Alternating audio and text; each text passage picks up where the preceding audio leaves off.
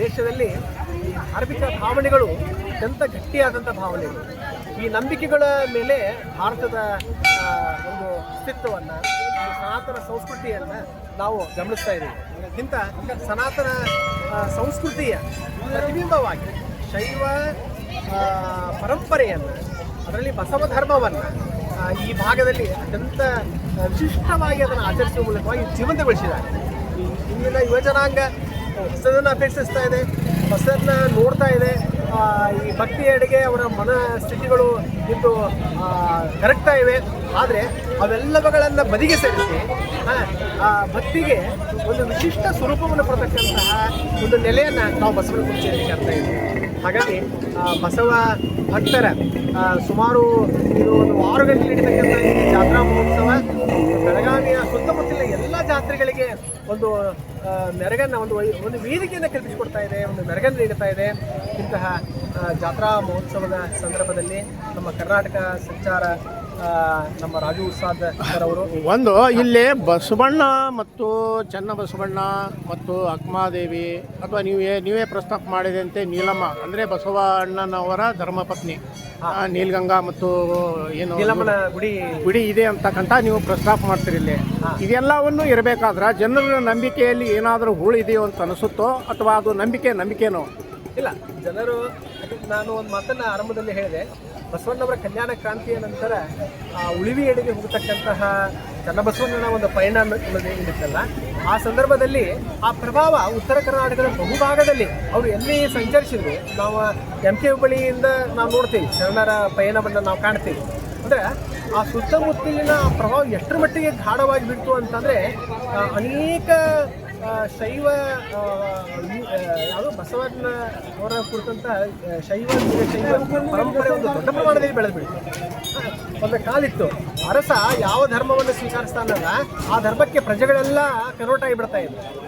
ಜೈನಮತೀಯ ಆದಪ್ಪ ಅಂದರೆ ಜೈನಮತೀಯರಾಗ್ತಾ ಇದ್ರು, ವೈದಿಕೀಯ ಆದ ಧರ್ಮಕ್ಕೆ ಹೋದಪ್ಪ ಅಂದರೆ ವೈದಿಕ ಧರ್ಮದಲ್ಲಿ, ವೈಷ್ಣವ ಧರ್ಮದಲ್ಲಿ ಹೋಗ್ತಾ ಇದ್ರು. ಹಾಗೆ ಬಹುಶಃ ಆ ಕಾಲಘಟ್ಟದಲ್ಲಿ ಏನು ಕಲ್ಚೂರಿ ಸಾಮ್ರಾಜ್ಯ ಬಸವಣ್ಣವರ ಕಾಲದಲ್ಲಿತ್ತು, ಚಾಲುಕ್ಯರ ಒಂದು ಏನೋ ಒಂದು ಸಾಮಂತ ಅರಸರು, ಆ ಸಂದರ್ಭದಲ್ಲಿ ಈ ಬಸವಣ್ಣವರ ಪ್ರಭಾವ ದಟ್ಟವಾಗಿ ಕರ್ನಾಟಕದ ಭೂಭಾಗದಲ್ಲಿ ಮೂಡಿದ ಹಾಗೆ ಬಸವಣ್ಣ ಕುರಿಚಿಯಲ್ಲಿ ಕೂಡ ಆ ಪ್ರಭಾವ. ಸಾಮಾನ್ಯವಾಗಿ ಬಸವಣ್ಣನ ಗುಡಿ ಇದ್ದಂಥ ನೆಲೆಗಳಲ್ಲಿ ಈ ಬಸವಣ್ಣನ ನೀಲಮ್ಮನ ಗುಡಿಯನ್ನು ಕೂಡ ನಾವು ಕಾಣ್ತಾ ಇದ್ದೀವಿ. ಆ ಪ್ರಭಾವದಿಂದ ಪ್ರೇರೇಪಿತರಾಗಿ ಇಲ್ಲಿ ಬಸವಣ್ಣನನ್ನು ಆರಾಧಿಸ್ತಕ್ಕಂತಹ, ನಂದಿ ರೂಪದಲ್ಲಿ ಪೂಜಿಸ್ತಕ್ಕಂತಹ ನೀಲಮ್ಮನ ಗುಡಿಯನ್ನು ನೀಲಮ್ಮನ ಗುಡಿಯ ಮೂಲಕವೂ ಕೂಡ ತಮ್ಮ ಸೇವೆಯನ್ನು, ಭಕ್ತಿ ಸೇವೆ ಸಲ್ಲಿಸ್ತಕ್ಕಂಥ ಕೆಲಸವನ್ನು ಅವರು ಮಾಡ್ಕೊತ ಬಂದಿದ್ದಾರೆ. ಆದರೆ ನೇರವಾಗಿ ಶರಣರೇ ಇಲ್ಲಿ ಬಂದಿದ್ರು ಅನ್ನೋದು ಬಹುಶಃ ಅದೊಂದು ಊಹೆ ಅನ್ನೋದನ್ನು ಗಮನಿಸಬೇಕು. ಅದರ ಪ್ರಭಾವ ಎಲ್ಲ ಗ್ರಾಮಗಳ ಮೇಲೆ, ಉತ್ತರ ಕನ್ನಡದ ಗ್ರಾಮಗಳ ಮೇಲೆ ಆಗಿರುವುದನ್ನು ನನ್ನ ಅಧ್ಯಯನದಲ್ಲಿ ನಾನು ಕಂಡುಕೊಂಡಿದ್ದೆ.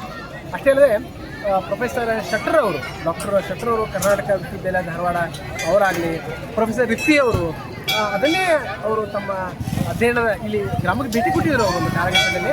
ಅವಾಗ ಅವರು ಅದನ್ನೇ ಹೇಳಿದರು, ಬಹುಶಃ ಕರ್ನಾಟಕದ ಬಹುಸಂಖ್ಯಾತ ಏನಪ್ಪ ಅಂತಂದರೆ ಬಸವಣ್ಣನ ದೇವಸ್ಥಾನಗಳು ಬಸವಣ್ಣವರ ಪ್ರಭಾವದಿಂದ ಜನರು ಆಳವಾಗಿ ಅದನ್ನು ಬಸವಣ್ಣವರನ್ನು ತಮ್ಮ ಹೃದಯ ಕಮಲದಲ್ಲಿ ಇಟ್ಕೊಂಡು ಈ ದೇವಸ್ಥಾನಗಳ ಪರಿಕಲ್ಪನೆಗಳನ್ನು ಹುಟ್ಟಾಕಿದ್ರು ಮತ್ತು ಆರಾಧನೆಗೆ ಅವಕಾಶವನ್ನು ಕಲ್ಪಿಸಿಕೊಟ್ರು ಅನ್ನೋದನ್ನು ನಾನು ತಿಳ್ಕೊಂಡಿದ್ದೀನಿ.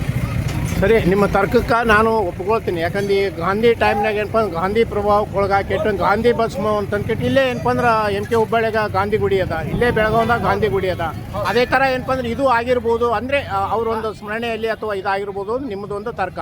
ಓಕೆ, ಇದಕ್ಕೆ ನಂದು ಪ್ರತಿ ತರ್ಕ ಏನಂತಂದ್ರೆ ಈ ತಂಗಡಿಗೆಯಲ್ಲಿ ನೀಲ್ಗಂಗಾ ಅಂದರೆ ಅವರ ಧರ್ಮಪತ್ನಿಯ ಗುಡಿ ಇದೆ.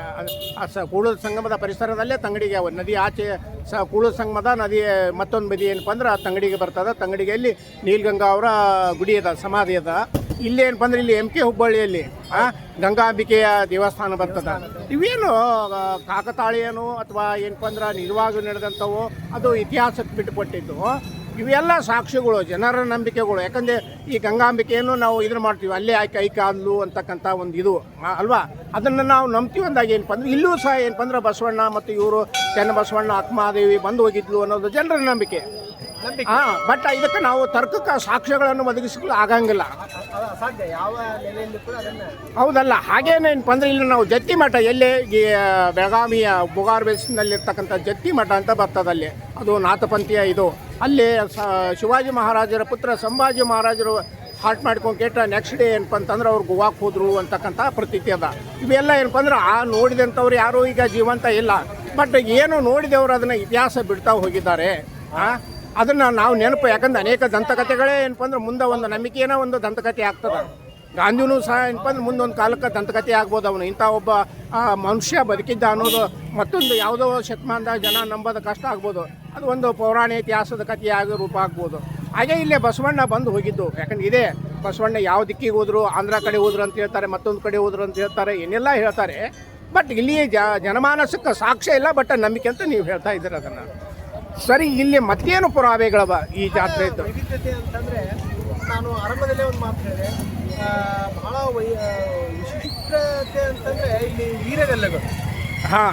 ವೀರಗಲ್ಲುಗಳು ಸುಮಾರು ನಾನು ಈ ಊರಿನಲ್ಲಿ 3 ವೀರಗಲ್ಲುಗಳನ್ನು ನಾನು ಐಡೆಂಟಿಫೈ ಮಾಡಿದ್ದೆ. ಈ 3 ವೀರಗಲ್ಲುಗಳು ಕೂಡ ಗೋಗ್ರಹಣಕ್ಕೆ ಸಂಬಂಧಪಟ್ಟಂಥ ವೀರಗಲ್ಲುಗಳು. ಮೊದಲಿನ ಕಾಲದಲ್ಲಿ ಒಂದು ಗ್ರಾಮದ ಮೇಲೆ ಅವರು ದಾಳಿಯನ್ನು ಮಾಡಬೇಕಾದ್ರೆ ಆ ಗ್ರಾಮದ ಗೋವುಗಳನ್ನು ಅಪಹರಣ ಮಾಡ್ತಾಯಿದ್ರು, ಅಥವಾ ಆ ಊರಿಗೆ ಕೊಳ್ಳೆ ಹೊಡಿತಾ ಇದ್ರು, ಬೆಂಕಿ ಇಡ್ತಾ ಇದ್ರು, ಅಥವಾ ಹೆಣ್ಮಕ್ಕಳನ್ನು ಅಪಹರಣ ಮಾಡ್ತಾಯಿದ್ರು. ಅಂದರೆ ಅದು ಯುದ್ಧಕ್ಕೆ ಕರೆ ಕೊಟ್ಟ ಹಾಗೆ. ಬಹುಶಃ ಇಲ್ಲೇ ಸುತ್ತಮುತ್ತ ಅಂದರೆ ಒಂದು ಕಾಲಘಟ್ಟದಲ್ಲಿ ಅವರ ಸ್ವಾಭಿಮಾನವನ್ನು ಕೆಣಕ್ತಕ್ಕಂಥ ಕೆಲಸ. ಹಾಗಾಗಿ ಗೋಗ್ರಹಣಕ್ಕೆ ಸಂಬಂಧಪಟ್ಟಂತಹ ಆ 3 ವೀರಗಲ್ಲುಗಳನ್ನು ನಾನು ನೋಡಿದ್ದೇನೆ. ಆ 3 ವೀರಗಲ್ಲುಗಳು ಕೂಡ 3 ಸ್ತರದಲ್ಲಿ ಕೆಳಗಡೆ ವೀರನನ್ನು ಏನಪ್ಪ ಅಂತಂದರೆ ವೀರ ಕಾದಾಡ್ತಾ ಇದ್ದಾನೆ, ಹೋರಾಟವನ್ನು ಮಾಡ್ತಾ ಇದ್ದಾನೆ. ಆ ವೀರನ ಪಕ್ಕದಲ್ಲೇ ಹಸುಗಳ ಚಿತ್ರಣವನ್ನು ನಾವು ಕಾಣ್ತಾ ಇದ್ದೀವಿ. 2ನೇ ಸ್ಥಳದಲ್ಲಿ ತಾನು ವೀರಾವೇಶದಿಂದ ಹೋರಾಡಿ ಅವನು ಪ್ರಾಣಾರ್ಪಣೆ ಗೆದ್ದಿದ್ದಾನೆ. ಅವನನ್ನು 3ನೇ ಹಂತದಲ್ಲಿ ದೇವಲೋಕದ ಕನ್ಯೆಯರು ಸ್ವರ್ಗಕ್ಕೆ ಕೊಂಡೊಯ್ತಾ ಇದ್ದಾರೆ. ಮತ್ತು ಚಂದ್ರ ಮತ್ತು ಸೂರ್ಯರ ಲಾಂಛನಗಳನ್ನು ಆ ವೀರಗಲ್ಲ ಮೇಲೆ ನಾವು ಕಾಣ್ತಾ ಇದ್ದೀವಿ. ಹಾಗಾಗಿ ಈ 3 ವೀರಗಲ್ಲುಗಳು ಕೂಡ ಏನಪ್ಪ ಅಂತಂದರೆ ಗೋಗ್ರಹಣಕ್ಕೆ ಸಂಬಂಧಪಟ್ಟಂಥ ವೀರಗಲ್ಲುಗಳು. ಇನ್ನೊಂದು ಈ ಗ್ರಾಮದ ಬಹಳ ವೈಶಿಷ್ಟ್ಯತೆ ಅಂತಂದರೆ ಸತಿ ಸಹಗಮನ ಪದ್ಧತಿಗೆ ಸಂಬಂಧಪಟ್ಟಂಥ ಒಂದು ಸತಿ ಕಲ್ಲು ಕೂಡ ನನಗೆ ಒಂದು ಹೊಲದಲ್ಲಿ ದೊರೆತಿತ್ತು. ಅದು ಇಂದಿಗೂ ಕೂಡ ಇಲ್ಲಿ ಸತಿ ಸಂಪ್ರದಾಯ. ಈ ಗ್ರಾಮದಲ್ಲಿ ಸತಿ ಹೋಗ್ತಕ್ಕಂಥವಳನ್ನು ಏನಪ್ಪ ಅಂತಂದರೆ ಅವಳನ್ನು ಕುರಿತು ಆರಾಧನೆ ಮಾಡ್ತಕ್ಕಂತಹ, ಅವಳ ಗುಡಿಯನ್ನು ಪ್ರತಿ ಅಮಾವಾಸ್ಯೆ ಹುಣ್ಣಿಮೆ ದಿನ ಪೂಜಿಸ್ತಕ್ಕಂತಹ, ಹರಕೆಗಳನ್ನು ಹೊರತಕ್ಕಂತಹ, ಪ್ರತಿ 3 ವರ್ಷಗಳೊಮ್ಮೆ ಈ ಜಾತ್ರೆಯನ್ನು ಮಾಡ್ತಕ್ಕಂತಹ ಒಂದು ಪರಂಪರೆ ಇಂದಿಗೂ ಕೂಡ ಈ ಊರಿನಲ್ಲಿ ಉಳ್ಕೊಂಡ್ಬಂದಿದೆ. ನಾನು ಈ ಸಂದರ್ಭದಲ್ಲಿ ಈ ಕರ್ನಾಟಕದಲ್ಲಿ ಮಾಸ್ತಿ ಕಲ್ಲುಗಳು ಅಂಥೇಳಿ ನಮ್ಮ ಪ್ರೊಫೆಸರ್ ಡಾಕ್ಟರ್ ಸೇಟೆ ಅವರು ಅಧ್ಯಯನ ಮಾಡಿದ್ದಾರೆ, PhD ಮಾಡಿದ್ದಾರೆ. ಆ ಗ್ರಂಥವನ್ನು ಓದ್ತಾ ಒಂದು ಸರ್ ಕೂಡ ನನಗೆ ಕರ್ನಾಟಕ ವಿಶ್ವವಿದ್ಯಾಲಯದಲ್ಲಿ ದೊರೆತಾಗ ಅವ್ರು ಭಾಳಷ್ಟು ಮಾಹಿತಿಗಳನ್ನು ಕೇಳಿದ್ದೆ. ಕರ್ನಾಟಕದ ಬಹಳ ವೈಶಿಷ್ಟ್ಯತೆ, ಈ ಸತಿಕಲ್ಲುಗಳು ಕರ್ನಾಟಕದ ಬಹುಸಂಖ್ಯ ಪ್ರದೇಶಗಳಲ್ಲಿ ದೊರೀತಾವೆ. ಕರ್ನಾಟಕ ಅಥವಾ ಮಹಾರಾಷ್ಟ್ರ ಆಯಿತು, ತಮಿಳುನಾಡು ಆಯಿತು, ಭಾರತದ ಬಹುಭಾಗಗಳಲ್ಲಿ ಸತಿ ಸಂಬಂಧಪಟ್ಟಂಥ ಕಲ್ಲುಗಳು ದೊರೀತಾವೆ. ಅವು ಬಹಳ ಪ್ರಾಚೀನವಾದಂತಹ ಒಂದು ಪರಂಪರೆ. ಈ ಬಸವಣ್ಣ ಕುರ್ಚಿಯಲ್ಲಿ ಕೂಡ ಕಲ್ಲಷ್ಟೇ ದೊರೆಯೋಲ್ಲ, ಆ ಸತಿ ಸಂಪ್ರದಾಯಕ್ಕೆ ಸಂಬಂಧಪಟ್ಟಂಥ ಎಲ್ಲ ಕಥನಗಳು ಕೂಡ ನಾನು ಕಲೆ ಹಾಕಿದೆ. ಅಂತಂದರೆ ಇಲ್ಲಿ ಭಂಜನಕೇರಿಯಲ್ಲಿ ಏನಪ್ಪ ಅಂತಂದರೆ ಮಹಾಸತಿಯ ಒಂದು ಗುಡಿ ಇರ್ತಕ್ಕಂತಹದ್ದು, ಅವಳ ಆರಾಧನೆಯನ್ನು ಮಾಡ್ತಕ್ಕಂಥದ್ದು, ಪ್ರತಿ 3 ವರ್ಷಗಳಲ್ಲಿ ಅವಳ ಜಾತ್ರೆಯನ್ನು ಮಾಡ್ತಕ್ಕಂತಹ ಒಂದು ಸತ್ಸಂಪ್ರದಾಯ ಅದು ಇಂದಿಗೂ ಕೂಡ ಮುಂದುವರೆದಿದೆ. ಹಾಗಾಗಿ ಆ ಮಾಸ್ತಿ ಪರಂಪರೆಯವರು, ನಾವು ಮಾಸ್ತಿ ಪರಂಪರೆಯವರು ಅಂತ ಹೇಳ್ಕೊತಾರೆ, ಆದರೆ ಆ ಪರಂಪರೆ ಅದು ಇಂದಿಗೂ ಕೂಡ ಅನುಚಾನವಾಗಿ ಈ ಗ್ರಾಮದಲ್ಲಿ ಸಾಗಿ ಬಂದಿರೋದನ್ನು ನಾವು ಕಾಣ್ತಾ ಇದ್ದೇವೆ. ಇದು ಇನ್ನೊಂದು ವೈಶಿಷ್ಟ್ಯತೆ. ಇನ್ನೊಂದು ಹೊರಗೆ ಒಂದು ಲಿಂಗ ಅದ, ಅದು ಬಹಳ ಪ್ರಾಚೀನವಾದಂತಹ ಲಿಂಗ, ಅದು ಕೃತಿತವಾದಂತಹ ಲಿಂಗ. ಅಂದರೆ ಅದು ಈಶ್ವರ ಲಿಂಗ ಹೊರದದ, ಅದು ಒಳಗಿನ ಕಲ್ಮೇಶ್ವರ ದೇವರ ವಿಗ್ರಹ ಅತ್ಯಂತ ಸುಂದರವಾದಂಥ ಅದು ಪ್ರಾಚೀನವೇ. ಸುಮಾರು ನನ್ನ ಅಧ್ಯಯನದ ಪ್ರಕಾರ ಅದು 12-13 ಶತಮಾನಕ್ಕಿಂತಲೂ ಕೂಡ ಆಸುಪಾಸುಗಳಾಗಿರ್ಬೋದು. ಅದರ ಹೊರಗಿನ ಲಿಂಗ ಇನ್ನಷ್ಟು ವೈವಿಧ್ಯತೆಯಿಂದ ಕೂಡಿದೆ. ಅತ್ಯಂತ ಅಂದರೆ 15ನೇ ಶತಮಾನಕ್ಕೆ ಸಂಬಂಧಪಟ್ಟಂಥ ಚಾಲುಕ್ಯರ ಒಂದು ವಾಸ್ತುಶಿಲ್ಪವನ್ನು ಆ ಲಿಂಗದಲ್ಲಿ ಕಾಣ್ತಾ ಇದೆ.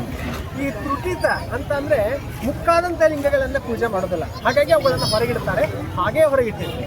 ನಾನು ಅಧ್ಯಯನ ಮಾಡ್ತಕ್ಕಂಥ ಸಂದರ್ಭದಲ್ಲಿ ಈ ದೇವಾಲಯದ ಸುತ್ತಮುತ್ತ ಅನೇಕ ದೇವಸ್ಥಾನದ ಪಾಳು ಬಿದ್ದಂತಹ ಏನಪ್ಪ ಅಂದರೆ ಶಿಲೆಗಳಿತ್ತು, ಶಾಸನಗಳಿಲ್ಲ. ಈ ಊರಿನಲ್ಲಿ ಶಾಸನಗಳು ಇರೋದಿಲ್ಲ. ಶಾಸನ ನಾವು 2-3 ನಂದಿಕೋಲದಲ್ಲಿ ಐಡೆಂಟಿಫೈ ಮಾಡಿದ್ದೆ. ದತ್ತಿ ಕೊಟ್ಟಂತಹ, ದಾನ ಕೊಟ್ಟಂತಹ ಶಾಸನಗಳು ಇತ್ತು. ಅವೆಲ್ಲ ಇದೆಲ್ಲ ಹೋಗ್ಬಿಟ್ಟಾರೆ. ಒಂದು ಇತಿಹಾಸದ ಪ್ರಜ್ಞೆ ಇರೋದಿಲ್ಲ.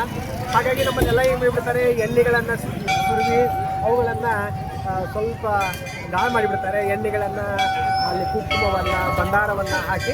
ಹಾಗಾಗಿ ನಾನು ನೋಡಿದಂಥ ಶಾಸನ ಪೂರ್ಣ ಅಳಿತು ಹೋಗಿಬಿಟ್ಟಿತ್ತು. ತದನಂತರದಲ್ಲಿ ಅವುಗಳನ್ನು ಕರಗಿಸಿ ಕೂಡ ಬಿಟ್ಟರು. ಆದರೆ ಒಂದನ್ನು ನಾವು ಗಮನಿಸಬೇಕು, ಈ ಸತಿ ಪದ್ಧತಿಗೆ ಸಂಬಂಧಪಟ್ಟಂತಹ ಮತ್ತು ವೀರಗಲ್ಲಿಗಳಿಗೆ ಸಂಬಂಧಪಟ್ಟಂತಹ ಹಲವು ದಾಖಲೆಗಳು ಈ ಗ್ರಾಮದಲ್ಲಿ ನಮಗೆ ದೊರೆತಿದ್ದು ಬಹಳ ವಿಶೇಷ ಅನ್ನೋದನ್ನು ನಾವು ಗಮನಿಸಬೇಕು. ಅಷ್ಟೇ ಅಲ್ಲದೆ ನಿಮಗೆ ಗೊತ್ತೇ ಅದ, ಒಂದು ಕಾಲದಲ್ಲಿ ಗರಡಿ ಮಣಿಗಳು ಭಾಳ ದೊಡ್ಡ ಪ್ರಮಾಣದಲ್ಲಿ ಅವು ನಡೀತಾ ಇದ್ದವು. ಪ್ರತಿ ಮನೆಗೆ ಒಬ್ಬೊಬ್ಬ ಏನಪ್ಪ ಅಂದ್ರೆ ಪೈಲ್ವಾನನ್ನು ತಯಾರು ಮಾಡ್ತಾಯಿದ್ರು, ಕುಸ್ತಿಪಟುಗಳನ್ನೆಲ್ಲ ತಯಾರು ಮಾಡ್ತಾಯಿದ್ರು. ಹಾಗೆ ಈ ಕುರ್ಚಿಯಲ್ಲಿ ಗರಡಿ ಮಣಿಗಳು ಕೂಡ ಇತ್ತು. ಇಲ್ಲಿಯೂ ಕೂಡ ಆ ದೇವಸ್ಥಾನದ ಆ ಕಡೆ ದೊಡ್ಡ ದೊಡ್ಡ ಗುಂಡುಕಲ್ಲುಗಳನ್ನು ನಾವು ಕಾಣ್ತಾ ಇದ್ದೀವಿ. ಅಂತಂದರೆ ಅವುಗಳನ್ನು ಹೊರತಕ್ಕಂತಹ ಪಟುಗಳು, ಕುಸ್ತಿ ಪಟುಗಳು ಈ ಗ್ರಾಮದಲ್ಲಿ ಇದ್ರು ಅನ್ನೋದನ್ನು ನಾವು ಗಮನಿಸಬೇಕು. ಇಲ್ಲೆಲ್ಲ ಆ ಜಾಗದಲ್ಲಿ ಏನಪ್ಪ ಅಂತಂದ್ರೆ ಬಾಡಿ ಬಿಲ್ಡಿಂಗ್ ಮಾಡ್ತಕ್ಕಂತಹ ಉಪಕರಣಗಳು ಬಂದುಬಿಟ್ಟಿದ್ದಾವೆ. ಆದರೆ ಒಂದು ಕಾಲದಲ್ಲಿ ಅದನ್ನು ಬಹಳ ವ್ಯವಸ್ಥಿತವಾಗಿ ಗರಡಿ ಮನೆಗಳನ್ನು ಅವ್ರು ಮುನ್ನಡೆಸಿದ್ರು. ವೀರಗಲ್ಲು ಮತ್ತು ಮಹಾಸತಿಗಲ್ಲು ಬಗ್ಗೆ ಹೇಳಿದ್ರಿ. ನೆಕ್ಸ್ಟು ಹಳೆ ಪ್ರಾಚೀನ ಕೆಲವು ಪುರಾವೆಗಳ ಸಾಕ್ಷ್ಯಗಳನ್ನು ಕೊಟ್ರಿ. ಈ ವೀರ ಮಡಿದಿದ್ದು ಇವೇನಾದ್ರೂ ಶರಣ ಕ್ರಾಂತಿಯ ಸಂದರ್ಭದಲ್ಲೂ ಸಹ ಹೋರಾಟ ಆಗಿದೆ. ಎಲ್ಲ ಕಾಲದಲ್ಲಿ ಕೂಡ ವೀರಗಲ್ಲುಗಳನ್ನು ಕರ್ನಾಟಕದಲ್ಲಿ ಸುಮಾರು 25,000 ಶಾಸನಗಳು ದೊರೆತಿದ್ರೆ ಅಲ್ಲಿ ಇಲ್ಲ ಪ್ರಶ್ನೆ ನೋಡಿ, ಇಲ್ಲೇ ಇಟಗಿ ಭೀಮಾಂಬಿಕೆ ಎಲ್ಲಿ ಬರ್ತದೆ, ಅಲ್ಲೇ ಶರಣ ಇದಾಗಿದೆ. ಇಲ್ಲೇ ಮತ್ತೊಂದು ಯಾವುದು ಇದು ಬರ್ತದೆ, ಕಾಳಗ, ಶರಣರ ಕಾಳಗ ಆಗಿ ಕಾದ್ರೊಳ್ಳಿ ಬರ್ತದ. ಹಾ, ಹಾಗೆ ಇಲ್ಲಿ ಏನಾದರೂ ಏನಪ್ಪ ಶರಣರ ಒಂದು ಕಾಳಗ ಆಗಿ ಅದ್ರದ್ದು ಏನಾದರೂ ವೀರಗಲ್ಲು ಏನು ಸಂಬಂಧಪಟ್ಟಿದ್ದು ಇದಾವ? ಹೇಗೋ ಇಲ್ಲ. ಒಂದು. ಎರಡನೇದು ಇನ್ನೊಂದು ಏನಂತಂದ್ರೆ ಸರ್, ಇಲ್ಲಿ ಬಹಳ ಮುಖ್ಯವಾಗಿ ಅಂತಂದ್ರೆ ಮುಸಲ್ಮಾನರ ಆಡಳಿತ ಕಾಲಘಟ್ಟದಲ್ಲಿ, ಚೆನ್ನಮ್ಮನ ಆಡಳಿತದ ಕಾಲಘಟ್ಟಗಳಲ್ಲಿ ದತ್ತಿಯನ್ನಾಗಿ ಏನು ಕೊಟ್ಟಿದ್ದಾರಲ್ಲ, ಈ ದತ್ತಿ ಹಾಗೆ ಕೊಟ್ಟಿರಲಿಲ್ಲ.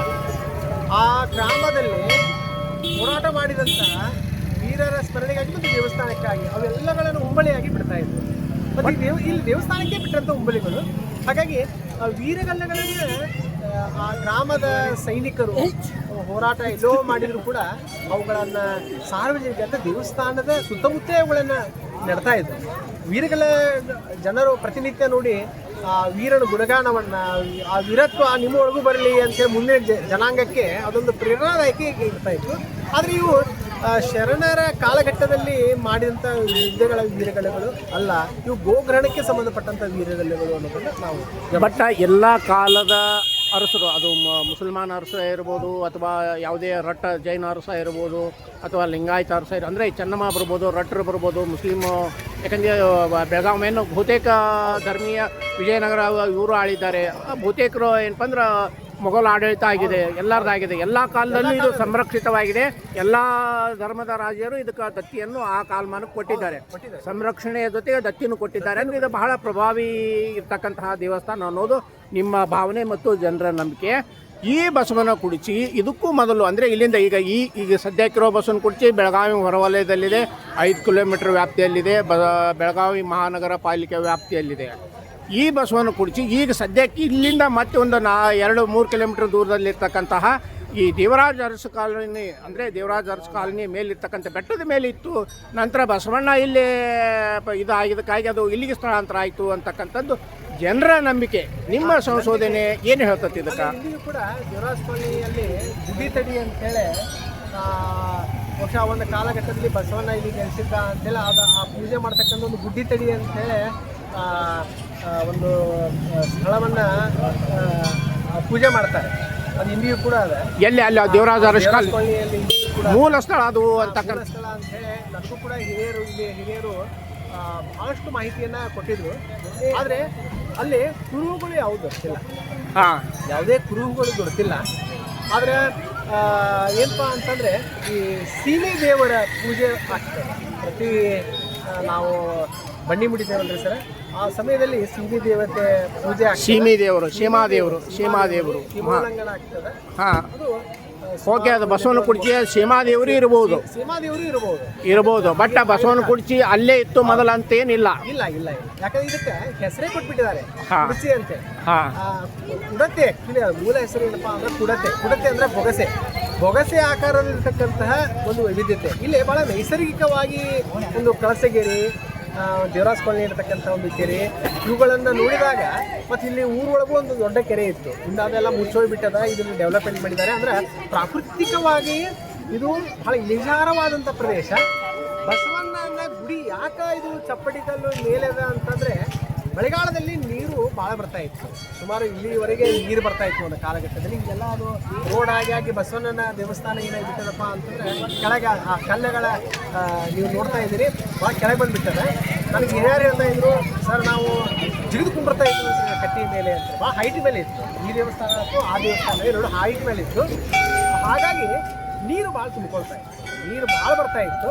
ಬಸವಣ್ಣ ನೀರಿನಲ್ಲಿ ಅವ ಮುಳುಗ್ತಾ ಇದ್ದ. ನಂಗೆ ಒಬ್ರು ಹಿರಿಯರು ಹೇಳಿದರು, ಇವರು ಶಿಕ್ಷಕ ಇವರು ಶ್ಯಾಮ ಪ್ರಸಾದ್ ಅಂತ ಹೇಳಿ ಶಿಕ್ಷಕರಿದ್ರು. ಅವರು ಒಂದು ಮಾತನ್ನು ಹೇಳಿದ್ರು ನನಗೆ, ಇಲ್ಲ ಅಲ್ಲಿ ಭಾಳ ನೀರು ಬರ್ತಾ ಇತ್ತು. ಆಗಿನ ನಮ್ಮ ಹಿರಿಯರು ಏನು ಮಾಡ್ಯಾರಪ್ಪ ಅಂತಂದರೆ ಬಸವಣ್ಣನ ನೀರುಗಳನ್ನು ನಿಲ್ಲಿಸೋದು ಬೇಡ ಅಂತೇಳಿ ಚಪ್ಪಡಿ ಗಲ್ಲಗಳನ್ನು ಮಾಡಿ ಮೇಲೆ ಬಸವಣ್ಣನ ಪ್ರತಿಷ್ಠಾಪನೆ ಮಾಡಿದ್ದಾರೆ. ಇದೇ ಇದರ ವೈಶಿಷ್ಟ್ಯತೆ. ಅಂದರೆ ಬಸವಣ್ಣ ನೀರುಗಳನ್ನು ನೀರು ಬೇಡ ಅಂತೇಳಿ ಭಾಳ ಅದನ್ನು ವಿಚಾರ ಮಾಡಿ ಬಸವಣ್ಣನ ಏನು ಮಾಡಿದ್ದಾರೆ, ಮಧ್ಯದಲ್ಲಿದ್ದಂತಹ ಪ್ರಾಚೀನ ಕಂಬದ ಮೇಲೆ ಕೂರಿಸಿ ಸುತ್ತಮುತ್ತಲೂ ಚಪ್ಪಡಿ ಕಂಬಗಳನ್ನು ನಿಲ್ಲಿಸಿ ಅವರು ಮೇಲೆ ಏನಿದ್ದಾರೆ ಕಟ್ಟಿಗೆ ಕಂಬಗಳನ್ನು ಮಾಡಿ ಬದುಕಿಯನ್ನು ಮಾಡಿದ್ದಾರೆ. ಬಹುಶಃ ಈ ರೀತಿಯ ಒಂದು ಚಪ್ಪಡಿ ಕಲ್ಲುಗಳ ಪ್ರಭಾವ ಇದು 16-17ನೇ ಶತಮಾನ ಕಾಲಘಟ್ಟದ ಅನೇಕ, ನಾನು ಕರೋಶಿಯಲ್ಲಿ ಅಬ್ಸರ್ವೇಷನ್ ಮಾಡಿದ್ದೇನೆ, ಸ್ತವಣಿಯಲ್ಲಿ ಅಬ್ಸರ್ವೇಷನ್ ಮಾಡಿದ್ದೇನೆ, ಅದೇ ರೀತಿ ಬೆಳಗಾವಿಯ ಸುತ್ತಮುತ್ತ ನೋಡಿದ್ದೇನೆ. ಚಪ್ಪಡಿ ಗಲ್ಲುಗಳ ಪ್ರಭಾವ ಶುರುವಾಗಿದ್ದೇ ಸುಮಾರು 16 ಮತ್ತು 17ನೇ ಶತಮಾನದ ವಿಜಯನಗರ ಸಾಮ್ರಾಜ್ಯದ ಕಾಲದ ನಂತರ ಈ ಚಪ್ಪಡಿ ಗಲ್ಲುಗಳ ವೈವಿಧ್ಯತೆಯನ್ನು ಕಾಣ್ತಾ ಇದ್ವಿ. ಹಾಗಾಗಿ ಬಸವಣ್ಣ ಮಳೆಗಾಲದಲ್ಲಿ ಮಳೆ ನೀರಿನಿಂದ ಬಸವಣ್ಣನಿಗೆ ತೊಂದರೆ ಆಗೋದಿಲ್ಲ ಅಂಥೇಳಿ ಅವರು ಬಹಳ ಹೈಟ್ ಮೇಲೆ ಬಸವಣ್ಣನ ಪ್ರತಿಷ್ಠಾಪನೆ ಮಾಡಿದ್ದು ಈ ಒಂದು ವೈಶಿಷ್ಟ್ಯತೆ ಅನ್ನೋದನ್ನು ನಾವು ಗಮನಿಸ್ತೀವಿ.